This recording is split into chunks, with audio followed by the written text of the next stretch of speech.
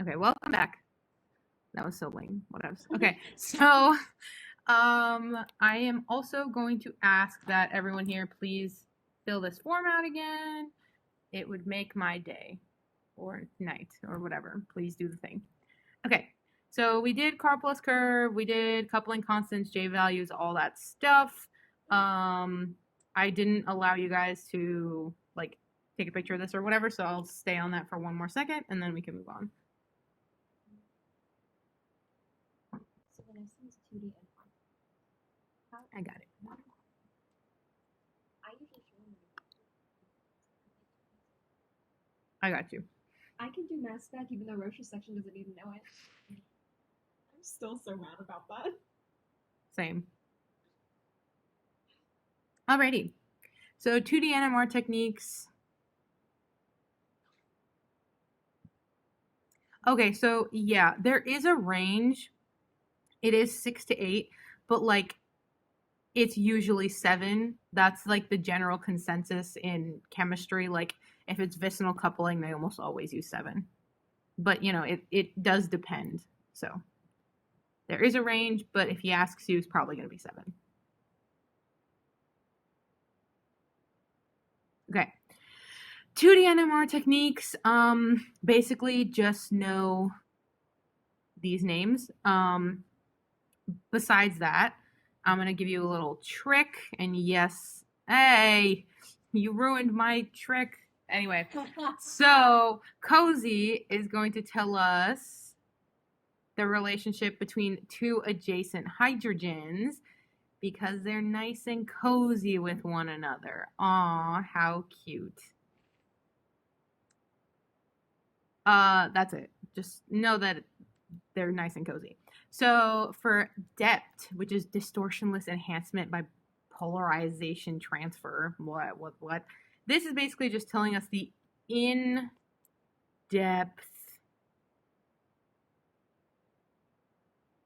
information of CH3 versus CH2 versus CH. So it's just giving us in-depth information. Do we need to know this? Yeah. Just know that's as far as you need to know for 2D NMR techniques. Just know the names and know those 2 facts. That's all. Ta-da.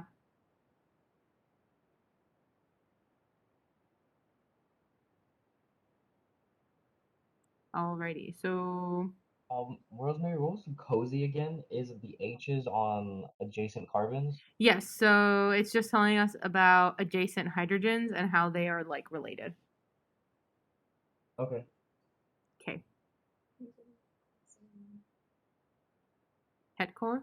I call it Hector because it's Hector. Hector.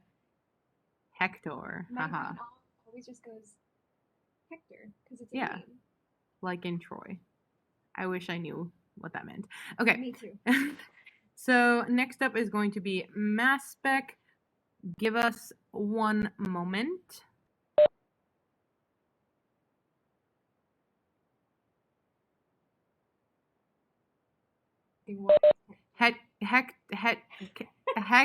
The last one, just know the name. It's just know the name. I'm so confused. Oh. So for in-depth, we just think of CH3 versus CH2 versus CH, like the relationship. Exactly. So it's just going to tell us whether something is a CH3 or a CH2 or a CH. And then cozy just tells us about 2 adjacent hydrogens. What about the name? What do you mean? The name is heteronuclear correlation spectroscopy. So just know that name. Het cozy. Yeah, basically. Het cozy, yeah. That's so stupid. I don't know why they don't. I'm sorry, my audio keeps cutting out. What was Hetcore again? Or do we not need to know that? Just know that it's heteronuclear correlation spectroscopy. Okay. Yeah, it's a mouthful. Alrighty. So, yeah, give us a moment to just switch off.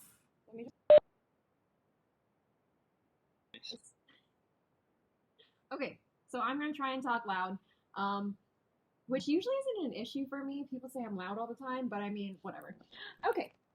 So mass spec, the questions in here are right from your guys' SI sheet. So hopefully you guys already know the answers to these, but we will review anyways.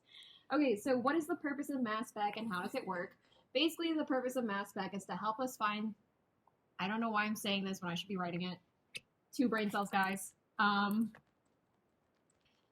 So it just helps us, I don't know why my handwriting is so garbage tonight, but it helps us to find the molecular weight and formula of a compound. Okay. And then it's asking, how does it work? So basically, yeah, if you have Roche, you don't need to know this just because Roche doesn't do mass spec. But whatever. I'm not salty or anything. Yeah, so if you have Roche, just take like a nice 10-minute nap. Just go ahead and take a Rise and West. I mean, at least this is more free questions for you guys if you understand this. Anyways, so basically, we use high energy electrons to break molecules. So it uses high energy E to break molecules. And this is where we get those weird radicals and fragmentation. So you guys might have lightly, I see nothing. Oh. Just, no, don't worry about it. I see nothing as in like you're in Roche's class, so you literally see nothing. I mean, yeah, me too. I need to close this chat again. All right, I'm actually going to focus now, guys. Okay, so there are 4 major things to look at, and we'll talk about what they correlate to. So the first one is our base peak. All right, so our base peak is going to be the tallest peak in our chart. So I need to make this disclaimer. Actually, I'm actually going to say the next one and then I'll make the disclaimer. The second one that we need to worry about is the parent peak, which is also known as the molecular ion peak or the M+ peak. They gave us so many names because scientists suck. So this is a parent peak, aka the M+, and this is our unfragmented radical. And some of you guys might be like, what the hell does that mean? Basically, it's the molecular weight of the entire compound. So whatever that value is, like let's say it's just like 108, when you add up the molecular formula, you will get 108. So that's all that does. So this is our unfragmented radical.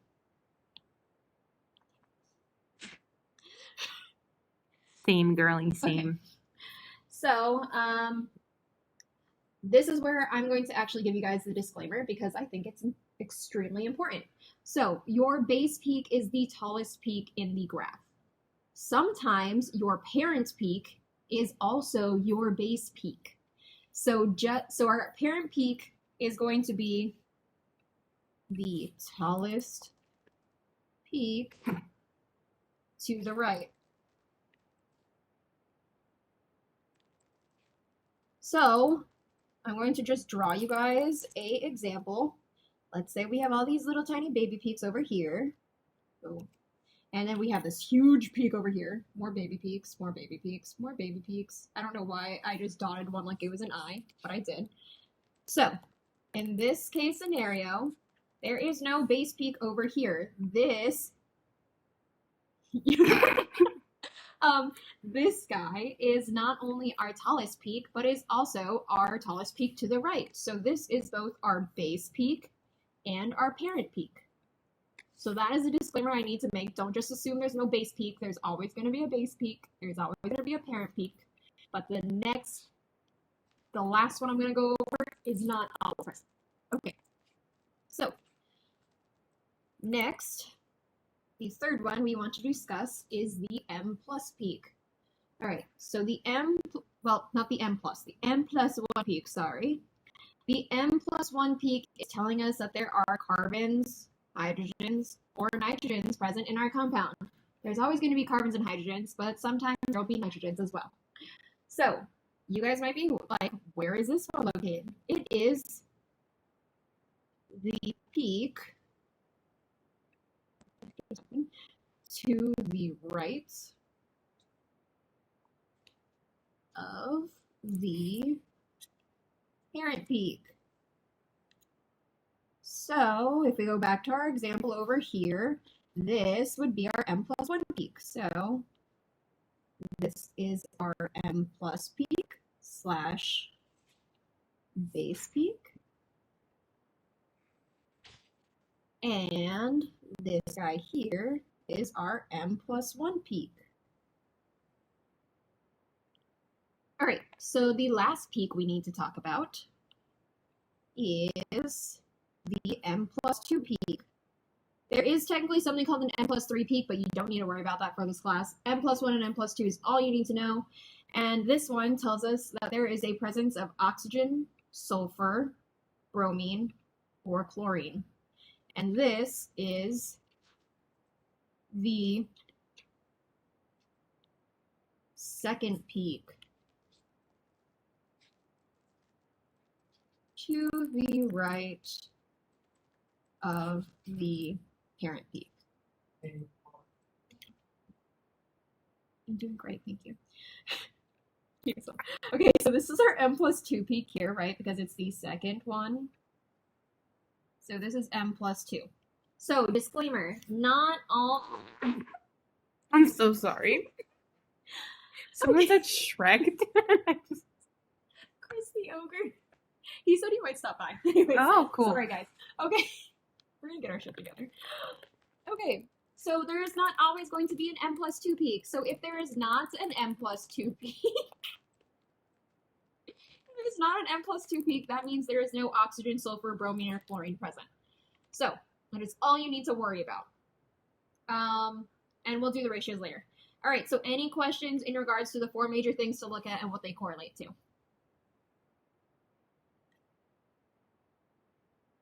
If not, we chillin'. Could you keep it up? I'm still writing. Yeah, I'll keep it up. My homie Chris. Wow, someone wrote to me in Armenian. I have such little attention. Wouldn't the M+ peak be? Yeah, you could call it to the right of the M+1 peak. I just do everything based on the parent peak. I don't know why, but yeah, Melanie, that works too. Did she tell me all that with Simon's? Yes. All Hell yeah, fan. right, so I'm gonna leave this up for like another minute, and then we'll call it.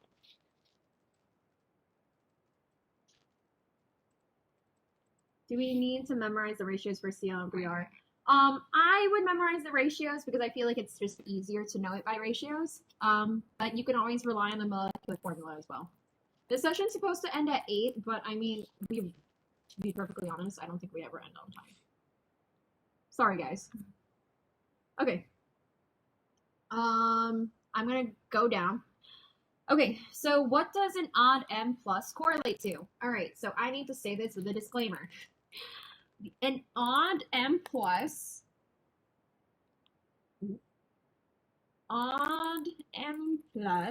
equals an odd number of nitrogen.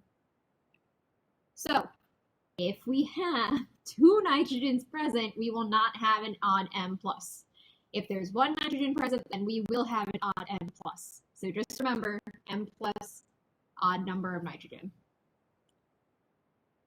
Okay. All right, so that shouldn't be too difficult. I'm going to go into the ratios so then we don't spend too much time here. Okay, so we're going to start, I guess we're starting with bromine. Bromine is a 1-to-1 ratio. Really, it's like 98% of the parent peak. I mean, yeah, parent peak. Okay. So basically what I'm talking about is, let's say this is our parent peak. If a bromine is present, the M+2 peak will be like this long. M+2, M+. So that's basically a 1-to-1 ratio. Okay. And then for chlorine, it is a 3-to-1 ratio, meaning it's about 33%. So for this guy here, let me move this over. For this one, it's going to be like, here's our tall M plus peak. It's going to be like a third of the height. I think that's a third. I'm very bad at looking at ratios. So there we go. Next up is sulfur. And sulfur is like really, really minuscule. So it's like 4.4% of the peak.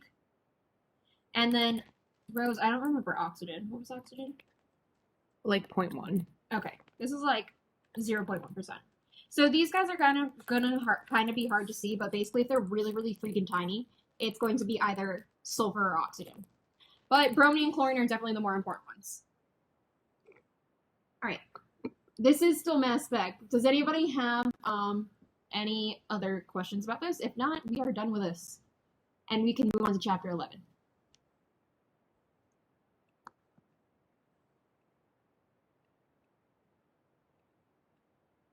We don't Yeah, for the graph that you had, yes. Which one would be n+1? Or, yeah, n+1.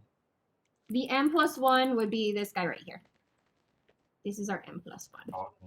And then the n+1 is over here as well. Also for the ratios, when is this used? Because I remember it being used for a certain m plus something.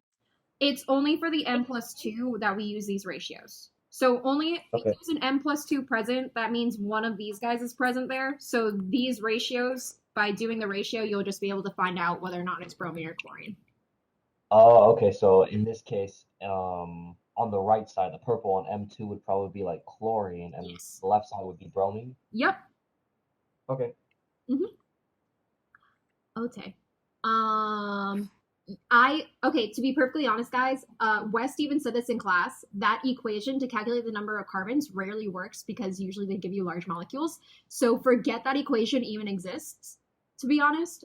You're better off calculating using the molecular formula. Sorry. I don't mean to make that like sound harsh, but that's just that's just how it is. Okay. So do you want to do naming alcohols or do you want me to do it? Up to you.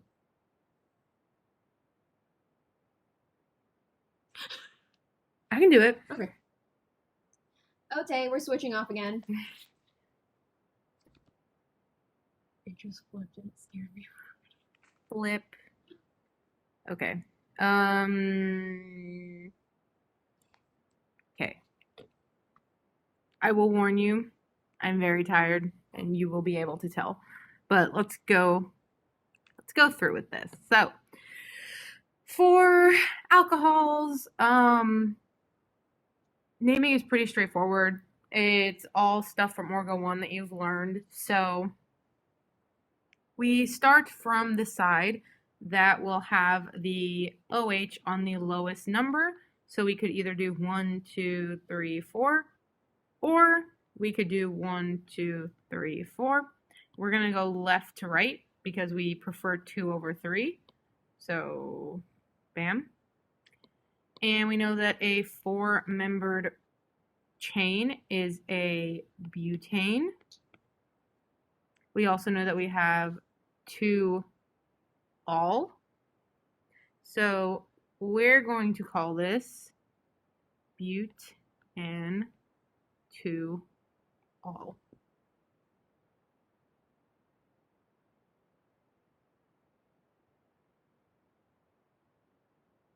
Ta-da! All right. Do we have the alcohol on number 2 because we want a substrate on the lowest number first? Exactly. So Okay, we want to have our substituents on the lowest number possible. It could also be 2-butanol. You're correct. So it could also be 2-butanol. Guys, they won't give you 2 correct answers, so it's really whichever one is there. Mm-hmm. Alrighty, so here we can do 1, 2, 3, 4, 5, 6, or we can do 1, 2, 3, 4, 5.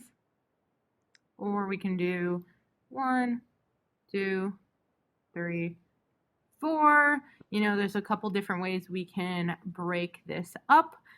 And so we are going to choose the longest chain with this substituent on it, right? So we're going to get rid of that because that was obviously too small.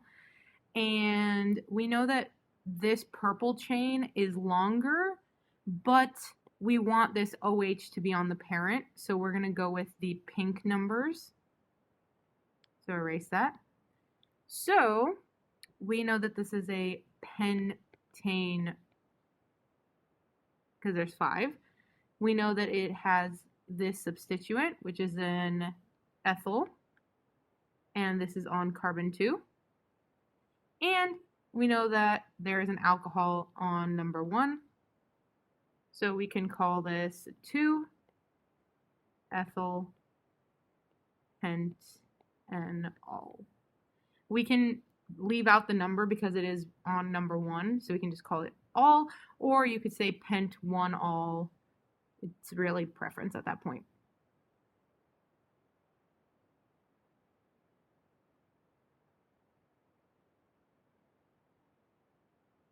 So if you went this way or this way, it would be, but you have to go this way because you want to have the OH on the parent chain. So we're going to end up going like this.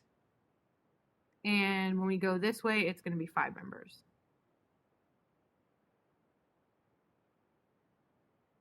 Okay, cool.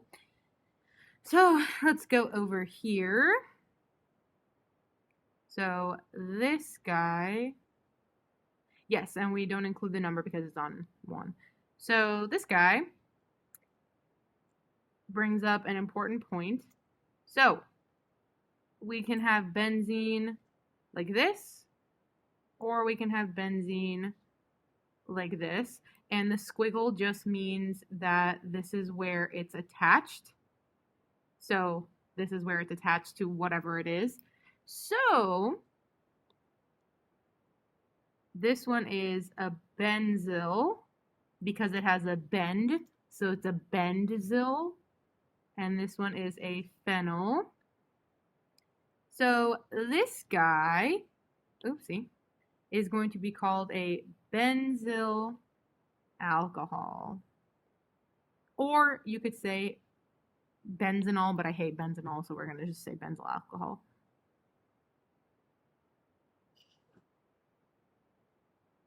I said that the other day. I'm so They do be Christo. The ogre. Anyway. Next up, we have this guy, which is double fun. Wow, 2 groups. Cool. For 1 second. Yes, I'm holding. What's up? Can we just go back for 1 second? Yes. Thank you.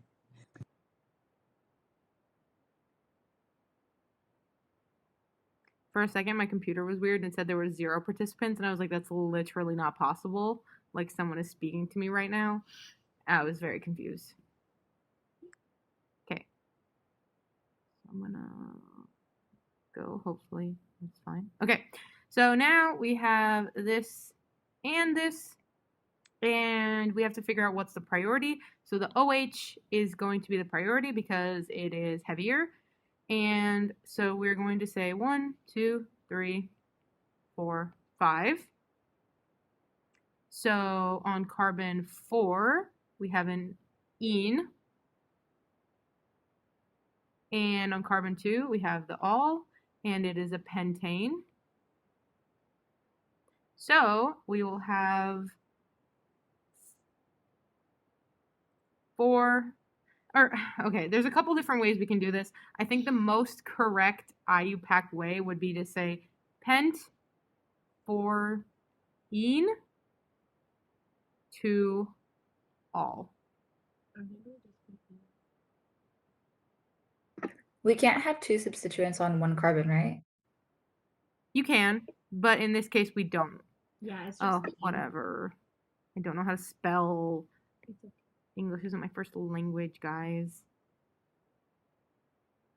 I say that. And I'm What's the ending for a triple bond? I So single bond is ane, double bond is ene, triple bond is ein. Yin. hate the way how it's pronounced. I'm like iron. Mine. Anyway. Ta-da! Any questions, comments, concerns? Yeah, why do we have the alcohol in the second one, the ethyl pentanol, I think it was, where you had it so, like, on the first one, it's a 2, but why wouldn't we have the OH in the lowest number, or, yeah, the lowest number possible? Wait, which one are we talking about? I mean, like, why didn't we go, I'm sorry, for ethyl pentanol, why didn't we go for the longest chain? Okay, because I was like, we did go for the lowest number. So basically, the reason we chose to go this way instead of the longest chain is because OHs are like a priority. So we want to have the longest chain that has the OH directly on it. So if we had gone this way and made this the parent, we would have this CH3OH as a substituent, and that's ugly. We don't want that. So we went this way in order to have the longest chain with the OH directly attached and on the smallest number. All right, it has to be on the parent chain, got it. Yeah.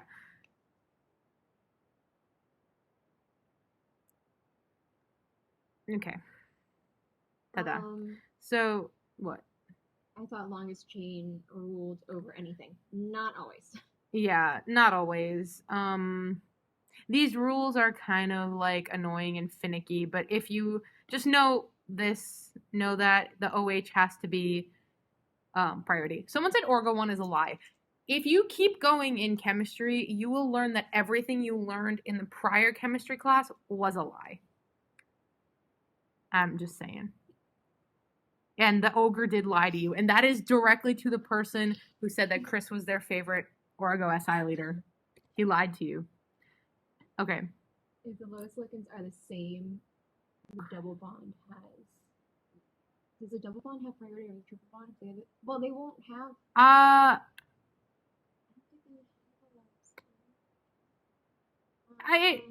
We're not going to talk about that. It's honestly not Okay, important. no, it does say the double bond does take precedence. So if you really wanted to know, but you're not going to have to know it for the exam. So. Yes, and you want OH on the parent chain. Cool. Okay, so what we should take from this is basically OH is a priority, right? Yeah, OH is a huge priority. The only thing that's going to trump an OH is like a carboxylic acid, an aldehyde, things like that. So a double bonded O. But we're not going to talk about it. Just in case anyone doesn't remember this from Orgo 1, primary, secondary, tertiary. Primary alcohol has 1 carbon, secondary has 2 carbons, tertiary has 3 carbons. That's it. Next. OH is superior. OH is superior. Alcohols are superior. Because we're all college kids, so alcohol is super. No, I'm kidding. I'm kidding. We don't support alcoholism here.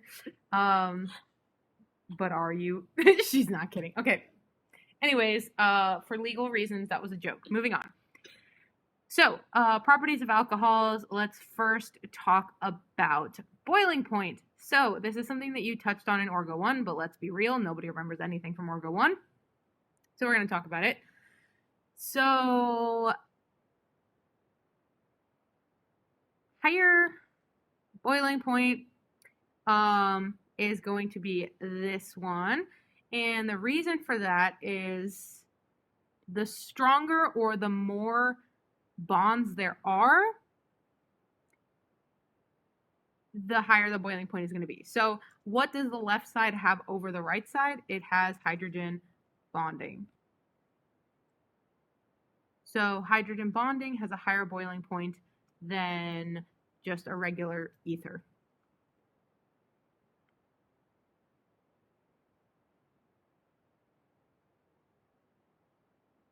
Yeah, I said that in a really weird way, so I'm just going to repeat it one more time.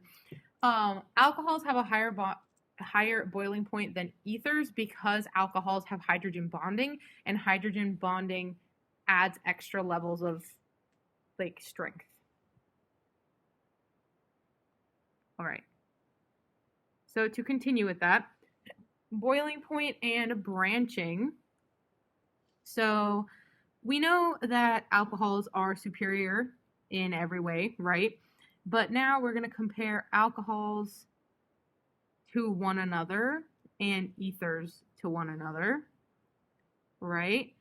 So we can have a primary OH, we can have a secondary OH, or we can have a tertiary OH.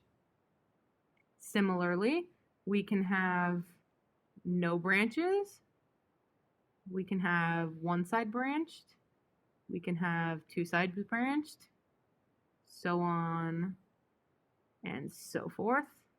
There's a million different combinations. Ta-da! So the more branching we have, the lower the boiling point. So boiling point is going to decrease as you go down. And that's true for both sides. And the reason is the more branched it is, the less close they can get to one another. So the less branched it is, they can get really super tightly packed and it's harder to pull them apart. Versus if they're further apart, they're easier to separate. What?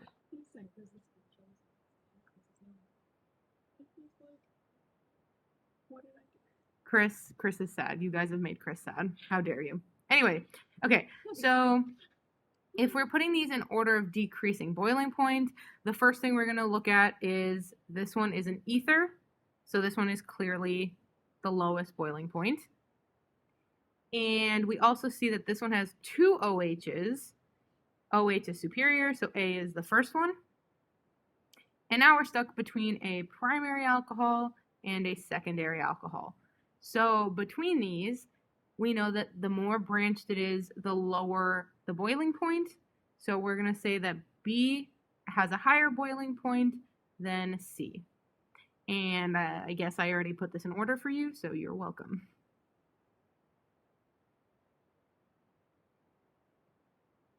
Sorry, can you explain it again, please? Thank you. Yeah, so basically, the more branching we have, the further apart these molecules are from one another. So the easier they are to pull apart, aka the lower the boiling point. And the more OHs, the higher the boiling point. So in this example specifically, we have the ether compared to alcohols. So we know that ether is lower boiling point. Plus, this one has two alcohols. So this one has to have the highest boiling point. And then between these two, it's down to branching. So this one is primary, this one is secondary. So this one has to have a higher boiling point than this one because this one has less branching than this one. So that's why the order is A, B, C, D.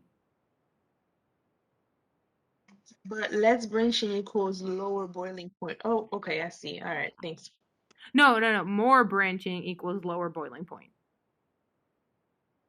Oh, okay, I'm reading it wrong. Okay, thank you. You're very welcome. I don't remember melting point, to be honest. It might be opposite. Melting point's the opposite. Yeah, it is we the opposite. We like branching. We don't like straight chains. Yeah.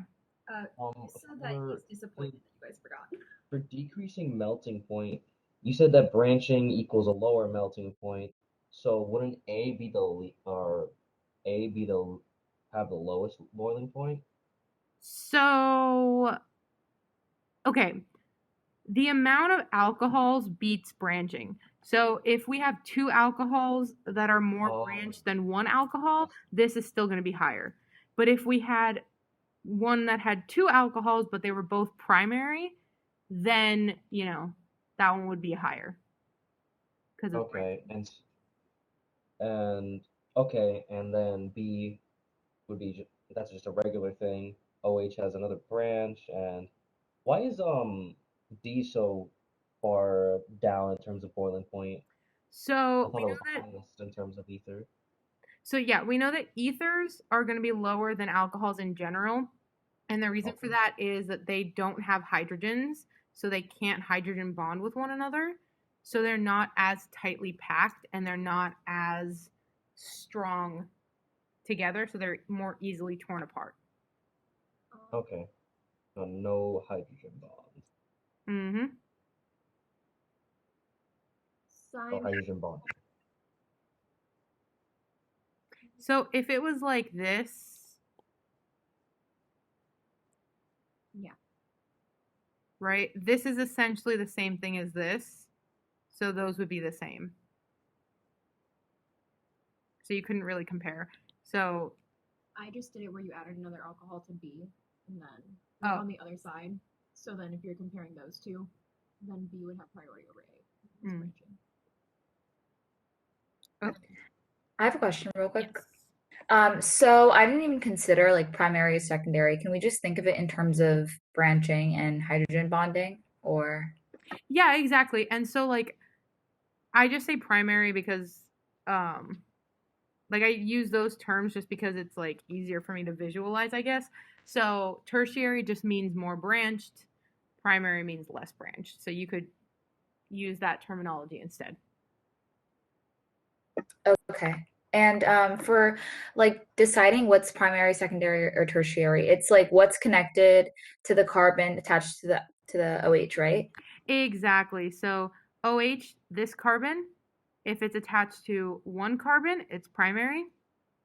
If it's attached to two carbons, it's secondary. And if we had one that was attached to three carbons, that would be tertiary.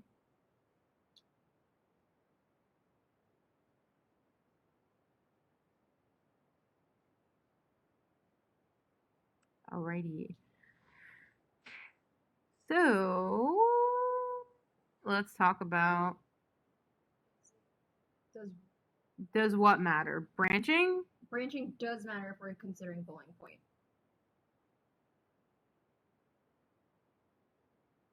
Okay. So yeah, we are, yeah, so primary, secondary, tertiary equals branching. So like those aren't two separate things. Okay, so we are actually going to have to move on because it's like 7:09. But yeah, if you have more questions, feel free to email us. Okay, so as far as acidity goes, we're going to talk about this literally all semester, so I'm going to talk about this kind of briefly right now. So alcohols are considered weak Bronsted acids, and they can actually be both, right? But they're usually going to be more acidic than basic. And if we remember, an acid is something that gives up a hydrogen, aka donates electrons. Hold on. It donates protons. What's the opposite of donate? Steals. Accepts. Gotcha. Thank you. Accepts electrons. And then a base is the opposite. So the conjugate base of an alcohol, if we have like NaOH or something, right? Steal that hydrogen and we get O minus plus H2O. So this conjugate base is called an alkoxide.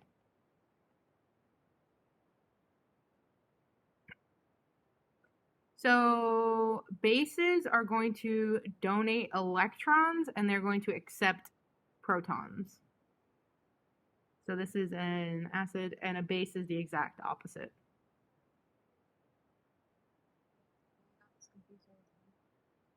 When I tell you acids and bases made no sense to me until Orgo 2, it's really sad, but it's 100% true. All right, so I'll leave this up for like a second, and then we will move on. Incidences of alcohols. Yes, but we have one more acidity slide. I know. Alrighty. So, acidity, this is super quick because this is from Orgo 1. Again, I don't expect you to really remember it, but it is from Orgo 1. So, single bonds are less acidic than double bonds, which are less acidic than triple bonds. So, if we're doing decreasing acidity, we have C, most acidic, then B, I lied, this way, least acidic. Oh, they're the last slide. Ta-da. It's just called the alkoxide ion. Yeah. So we're chilling.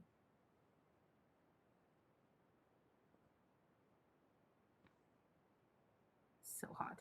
Conjugate base is just when you take the hydrogen off of an acid and it becomes a base. Okay. Back to this one. So terminal versus in the middle, there's really no difference for right now. Okay. I know Dr. West talked about this. I don't know if Dr. Roche talked about this, but they love this example. So we're going to real quick have a blast from the past, and I'm going to write down cardio. And if you're anything like me, you have no idea what cardio is. I got you. So C stands for charge. I got you. A stands for atom. R stands for resonance. And the rest of it doesn't matter. So, C, charge, none of these have a charge, right? So, ignore that. Atom. What exactly does atom mean? Well, we're looking at which atom the hydrogen is attached to. So, in this one, it's attached to an oxygen, carbon, oxygen. So this is the one that's different, right? And a carbon is always going to be less acidic than an oxygen. So we're going to say this is the least acidic because it's a CH, right? And then the rest of them are all oxygen, so we have to look at resonance, right? This one has no resonance.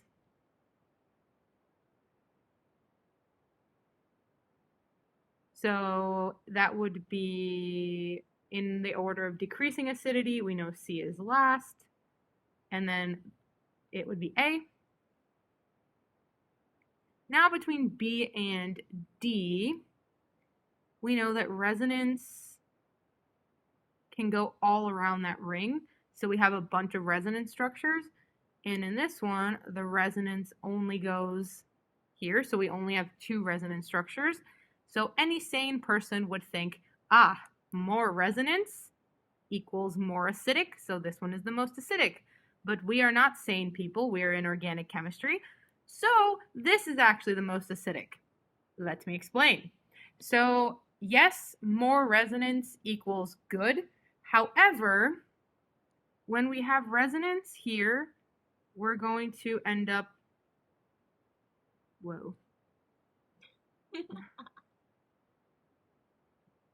bam, bam. Okay, so we have 1 charge on a carbon and 1 charge on an oxygen versus here. Okay. Both of our charges are on oxygen. So we can see that while this one has more resonance structures, this one has better resonance because oxygens are better at holding both charges than a carbon is. We don't want a carbon with a charge, but this is okay. So the most acidic is actually D, and then B, and then A and C. If that makes no sense to you, just purely think this one is called a carboxylic acid. Acid is in the name, so it's pretty acidic. That's just a phenol, like, there's no acid in the name. All right, and I will give you a second if you want to do the thing.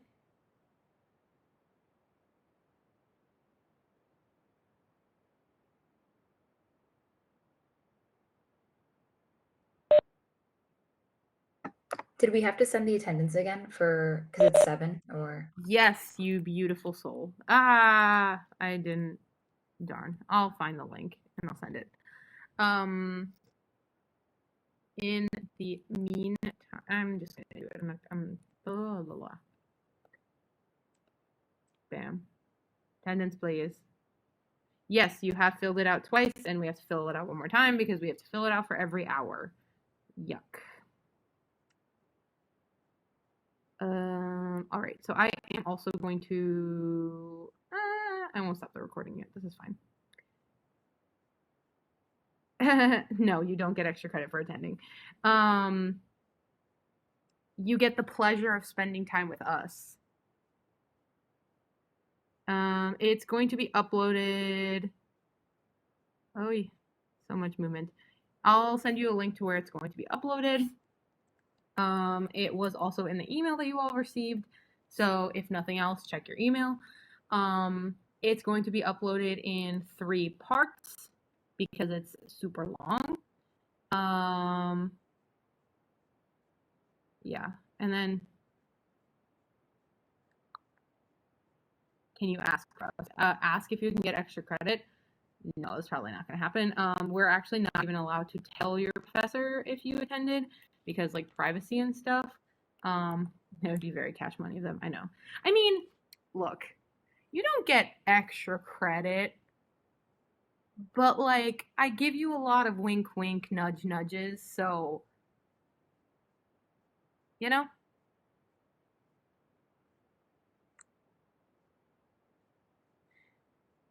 So the order of most to least acidic is SP, then we have SP2, and then SP3. You're right. What did D stand for in cardio? D, I think, is dipole, but we don't really need to go any further than R in this class. I think it's dipole, induction, and then oxidation number? Orbital. Wait, so does D have an SP then? I'm so sorry. Can you say that again? So does D have, or in this case, the D molecule have the SP molecule formation? Or no? Since you mentioned SP to SP3. That's not really, like, it is SP2, but so is this. So don't think as much about orbitals. Think just in terms of which one has better resonance, because this one has, like, is holding the charge better, if that makes sense. Because the oxygen wants to be negative? Because the oxygen, so the oxygen can have a plus and a minus charge because of the octet rule. So it has, like, a special exception to the octet rule. For the purposes of this class, just know that oxygen is special and it's fairly good at holding a charge, whereas carbon hates having a charge. It's going to be super reactive, and anytime it has a plus or a minus charge, it wants to react and get rid of it. Whereas oxygen is just like, I'm super electronegative, I'm chilling. Okay, keep it off carbon, got it. Yeah, pretty much. All right, I know you guys are getting, like, you guys want to go into the reactions. We're going to skip this.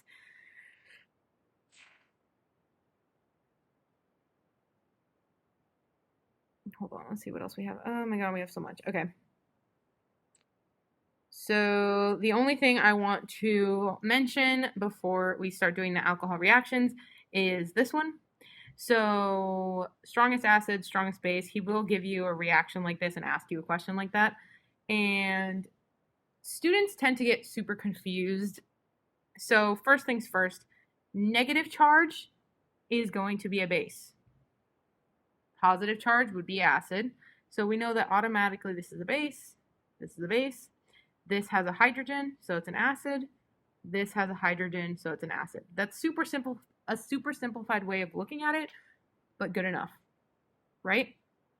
And we know this is the conjugate base, conjugate acid. So in order to figure out which one is the strongest, we're going to look at electronegativity. So the more electronegative something is, the better base it is and worse acid. So the strongest base is going to be the most electronegative one. The strongest acid is going to be the least electronegative one. We know that oxygen is more electronegative than nitrogen. So this guy is the strongest acid, and this guy is the strongest base. I know I was talking really fast, but I just want to get past acidity. Any questions, comments, or concerns?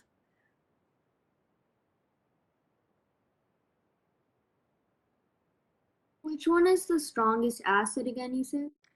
This one is the strongest acid. You can almost read that, and this is the strongest base.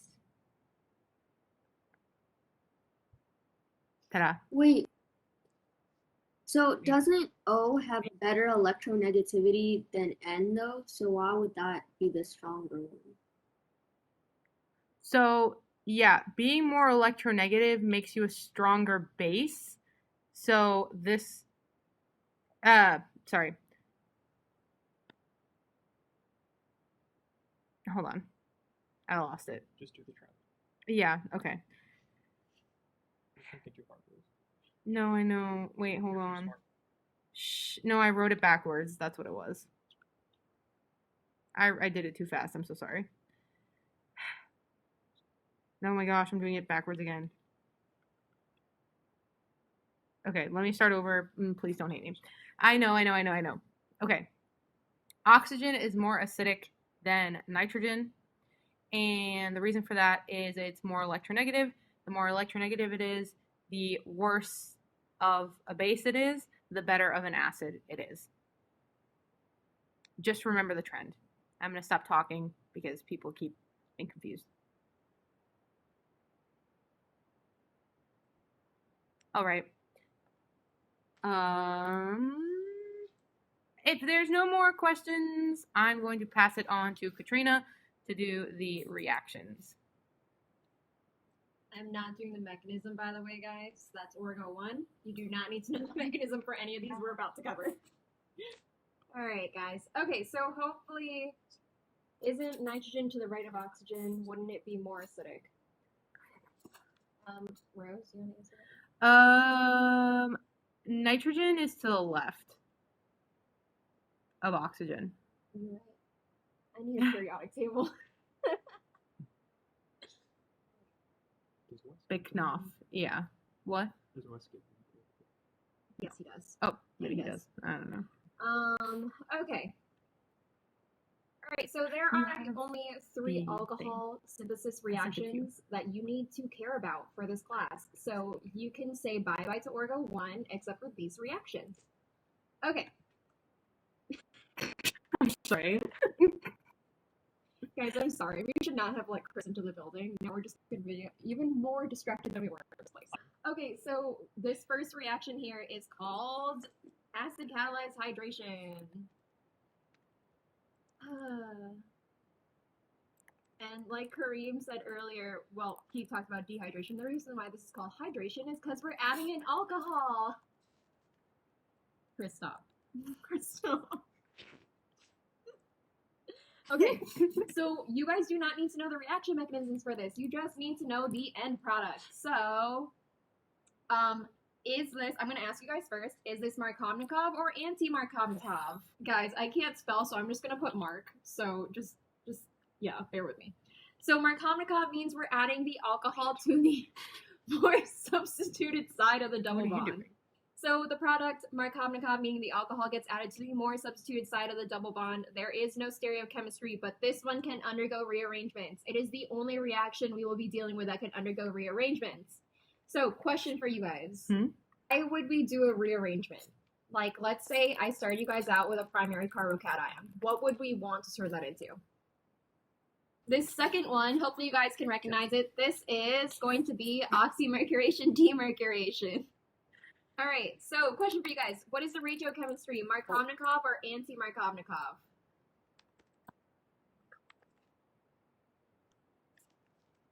Markovnikov, thank you guys. All right, so that means we will end up with the same exact answer as our first one. Yay! Alcohol on this side and hydrogen over here. There is no stereochemistry that we need to worry about, and there is no rearrangements we need to worry about either. Okay, finally, this last one. Hopefully you guys recognize this one as well. This is Hydroboration Oxidation.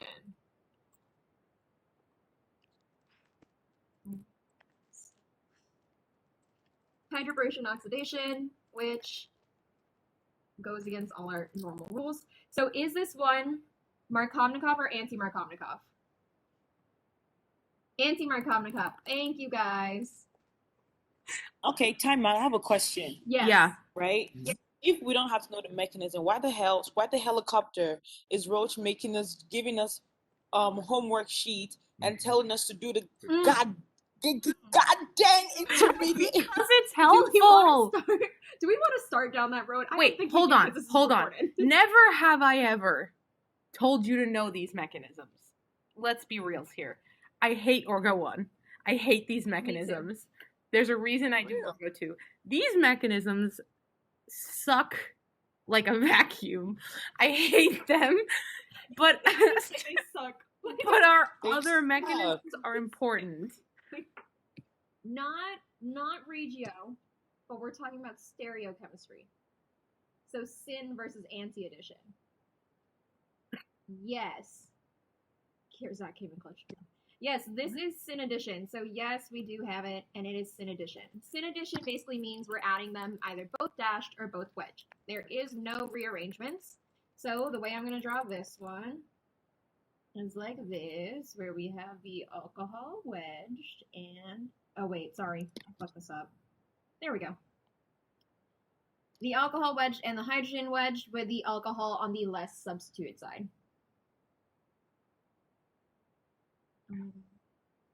So this is all you guys need to know. Okay. The mechanism. So do we just memorize this? Like, we don't have to know it conceptually like we did in Orgo 1? Yeah, just memorize it. Please. All right, there we go. All right, so the next thing wait, is everybody good on this, or does anybody have any questions? I'm about to move into dehydration, and if you guys don't get synthesis... I don't think anyone understood a word. By square and triangle. If you don't know what that means, don't worry about it. This means the transition state, which you guys don't really need to worry about. Just know that the transition state for one is a triangle, and the other one's a square. We expect a question with like a picture of that, like which one's No, probably not. Yeah, I don't think you get a picture of it, but they might be like, oh, what does the transition state of the Oxymercuration Demercuriation look like? And they'd be like a triangle. But I highly doubt they're going to give you that question. And for the other ones, would it be like, oh, what's the regiochemistry of an acid catalyzed? And you'd be like, okay, Markovnikov. That it would be more like, here's your starting product. You're reacting it with this. What does the end product look like? And that's it. That's So we have to along the lines of what they would do. Say that again, Sarah? So I mean, I guess I don't know, because I hated this, so I didn't really like learn it that well in Orgo 1. So I guess I have to like go over it. Never mind, just ignore me. I'm kind of talking to myself. No. See you in tutor. Me too. Basically. All of us have been doing this entire time, so. Love Like, that. all you need to know is that they'll give you a starting product, so it'll literally be set up like this, and then they're going to be like, what is the end product? And then you just need to know that this is what the end product looks like. So you know which side to add the alcohol to. That's it. All right. So dehydration of alcohols. There are two that we're going to cover. One with dilute H2SO4 and the other one using POCl3. Technically it's over pyridine, but don't worry about that. Rose, do they need to know the mechanism for this? No, just know one of them is E1, the other one's E2. Yeah. Yeah, okay. All right, so dilute H2SO. Okay, so dehydration of alcohols. Basically, we're going to dehydrate the alcohol, meaning it's going to leave as a water. So dilute H2SO4 is going to be an E1 reaction mechanism.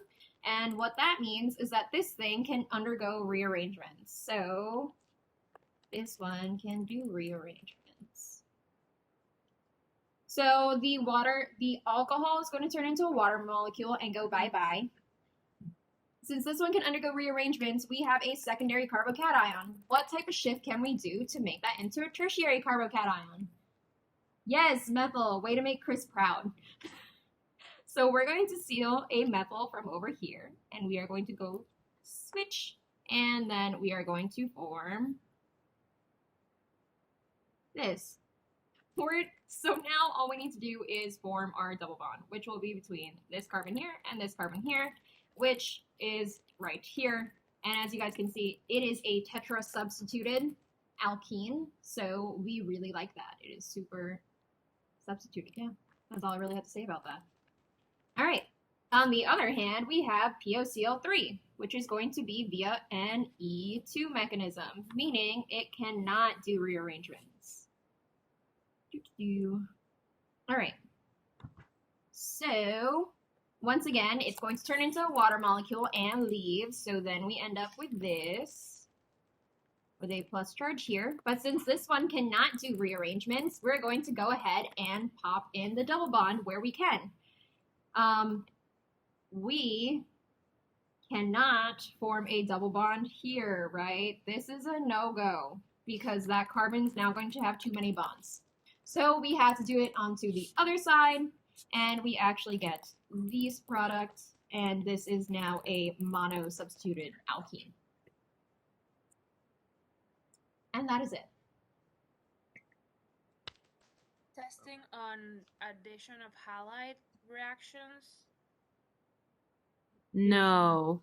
Oh, like like protecting groups? like hydrochlorination? Oh, no. Or hydroboration. No. I mean hydroboration as of this, but not like where you're adding on. I think you're thinking of hydrobromination. Yes, not hydrobromination. We're not doing that. I know Dr. Roche brought that up in lecture, but Yes. no. No, just no.